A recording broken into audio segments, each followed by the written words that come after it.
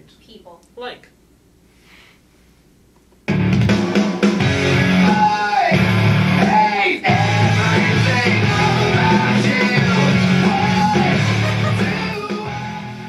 Number 17. Hating their parents. There's no denying that white people hate their parents.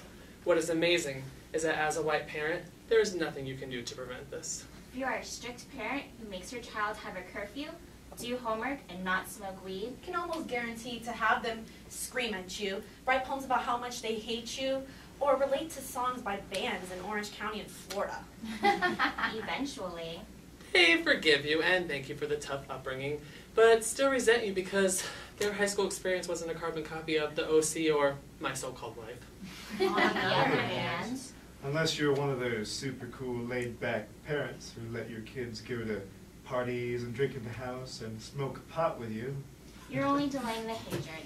That is because these kids end up doing something stupid with their lives. Like dropping out of university. Trying to become a painter. Or spending time in a Thai prison. At which point, they hate you for being too lax and not caring enough.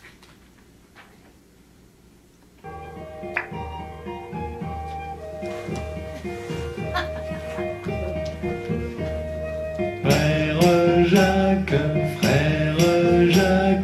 dormez-vous, dormez-vous. Number 119. Sea salt. Regardless of how much a white person cooks or how long they lived in their current home, they all have a tub of sea salt in their pantry. In fact, it's one of the few foodstuffs that white people actually bring with them when they move. That is because sea salt is expensive. And while white people have money, they didn't get that way by spending $7 and throwing away $7 packages of salt. $7 packages of salt? When white people think of regular salt, they think of sodium and poor health. When white people think of sea salt, they think of France. France? So it's no surprise that this has become So popular! France? It is important to remember that you need to learn about other different types of expensive sea salts, so that way you can bitch about those later. To a white person, this shows that you know and then love expensive things, but feel sad. You can't afford them yet. France? We got 3 R's we're gonna talk about today. We gotta learn to reduce, reuse, recycle. Reduce, reuse, recycle. Reduce, reuse, recycle. Reduce, reuse, recycle. Well, if you go to the market. Number 76. Bottles of water. Water seems like a very simple concept. You turn on the tap, put glass underneath, and drink. Doesn't seem that simple for white people. On the whole, they're unable to put a cup under the tap and just drink. Up until this point, many white people have consumed their water in expensive bottles, like Fiji! Aquafina And Dasani! To this day, many white people still do it in this fashion, but it's important to be aware about the choice of your water can say a lot about who you are. Logically, you would assume that drinking the most expensive premium bottled water would be enough to show the world that you are too good for tap water. Well, you would have been right a few years ago. But lately, the cutting edge of white people have now been using sturdier, refillable bottles. But do not assume that this water is from the tap. Most white people need to filter their water before they put it in their bottles. This makes them feel good about using a refillable bottle. Note, it is recommended that you buy one of these bottles as soon as possible. It will give you precious leverage over any white person still using a plastic bottle.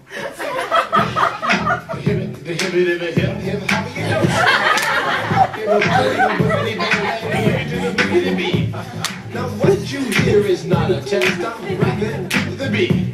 And me, the groove, and my friends are gonna try to move your feet. You see, say hello to the white, the red, and the brown, and the yellow, bang, bang. The boogie to the boogie, say up, jump the boogie to the bang, bang, let's rock. You don't stop, rock the rhythm, and I'll make your body. Number 17, 117. Self-aware hip-hop references. Among the wrong kind of white people, there are few more hated than the wigger or the white thug. Although it is common and acceptable for the right kind of white person to dress and act as though they were Japanese, Chinese, or European.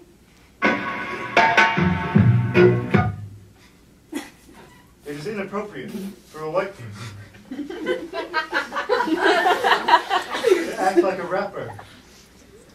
This distaste caused a dilemma within the white community, whereas they wanted to profess their love for not only hip-hop, but also being aware that they are white. The brilliant solution they came up with was to appropriate hip-hop words and mannerisms and filter them through a white appropriateness system. For example, white people find it particularly hilarious to take slang and enunciate every word properly. Homie, that béarnaise sauce you made is whack. Do you know what I am saying? For real? I changed up this butter. I mixed up the style. Let the haters hate, and I will watch this deliciousness pile up. Since the above exchange involves people who are aware of their whiteness, it's hilarious. But if it was to be said by wiggers, it'd be tragic. If you can recite rap lyrics with perfect enunciation, they will always find it funny. As a rule of thumb, the more popular the rap artist, the funnier it gets. Best option, 50 Cent, Tupac, Biggie Smalls, or Jay-Z. Note, avoid Kanye West. In terms of physical condition, white people enjoy nothing more than throwing up fake gang signs in photos. Again, if this is done by a wigger, it is Tragic. If it's done by the right kind of white people, It's hilarious!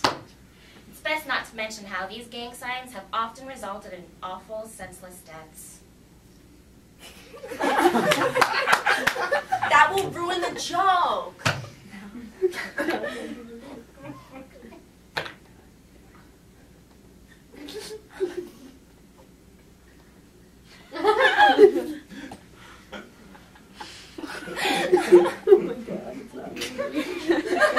Alas, poor York, I knew him well.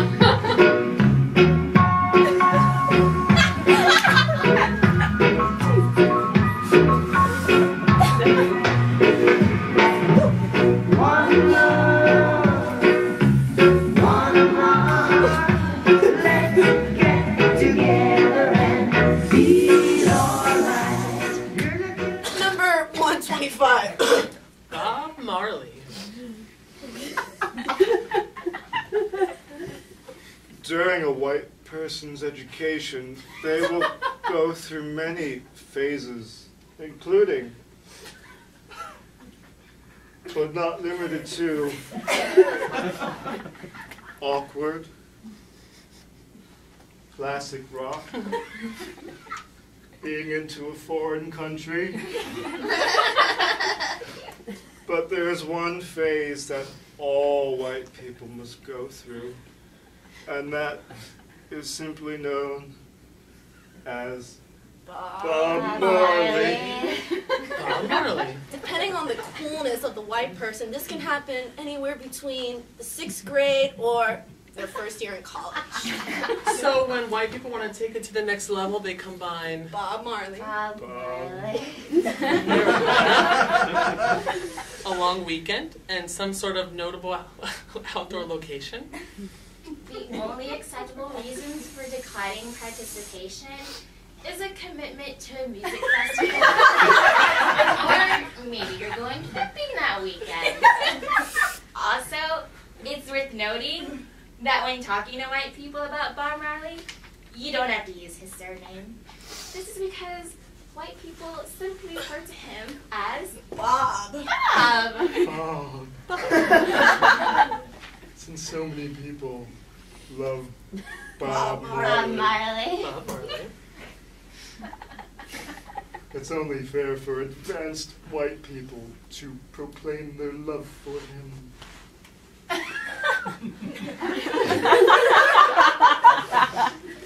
Note, when talking to a white person who's really into Bob Marley, professes to be a Rastafarian or has dreadlocks, it is important that you end the conversation immediately. These people have no value. Bob Marley.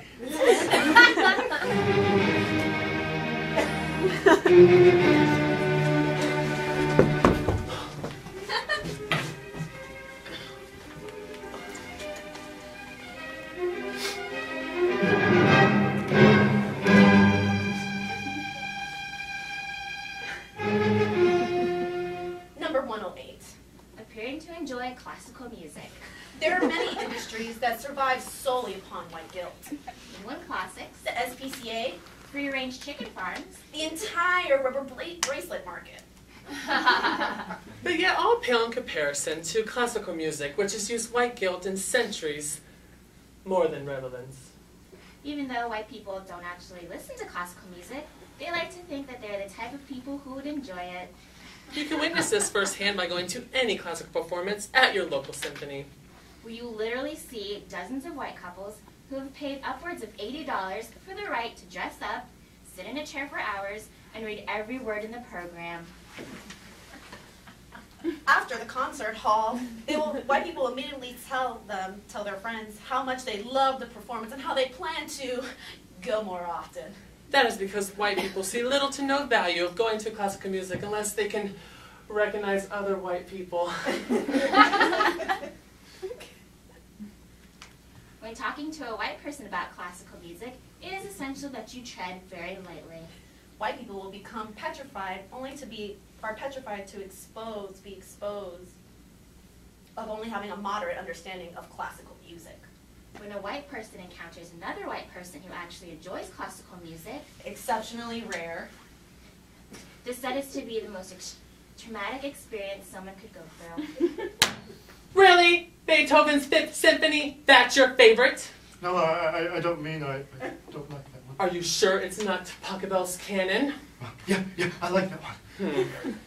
Even the possibility of this conversation happening scares the white people into attending up to, but no more than, 2 concerts per year. White people start to list more contemporary composers as their favorites. Of course, the easiest way for this to happen is for the white person to listen to a composer's music that is in an indie film. knowing these composers will give you the golden ticket into appearing to be smart, but not too smart. Note: never list composers such as Danny Elfman or John Williams as your favorite. Hating their parents. Bottles of water. Sea salt. Hip-hop preferences. Bob Marley. Appearing to enjoy classical music. Stuff. White. People. Like.